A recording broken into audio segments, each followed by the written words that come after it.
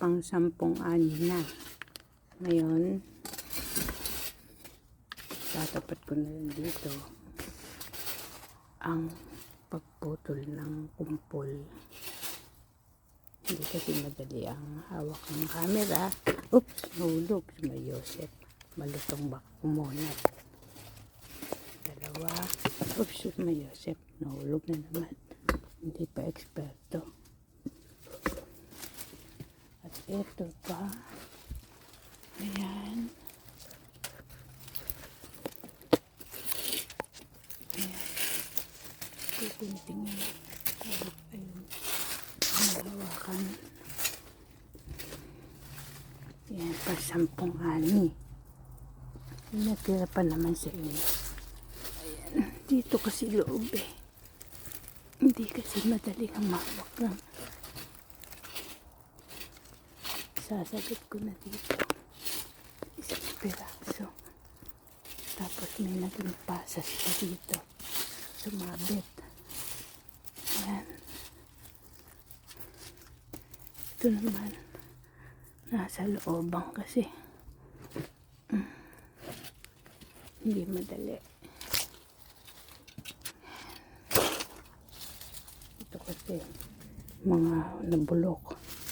Mga may buto. Hindi namin napagtsagang kainin.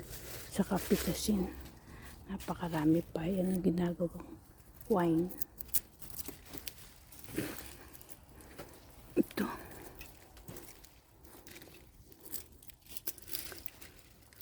Baka mahulog. Ayan. Nakuha. Nako.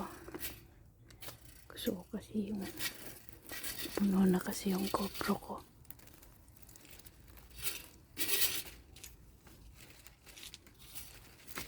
Naku, nahulog. Mag-exit, sayang. Okay. Thank you for watching. Be sure to click subscribe. At pag may nakita kayong ubas at lansones, bibili na kayo. Kahit hindi madaling mag-alaga ng ubas at lansones. Kakain kayo ng prutas. Para hindi kayo magka-high blood, tumaas ang cholesterol nyo. At titiyakin nyo lang, huwag nyong kakainin ng tangkay. Kahit sa pasas, huwag nyong kakainin ng tangkay.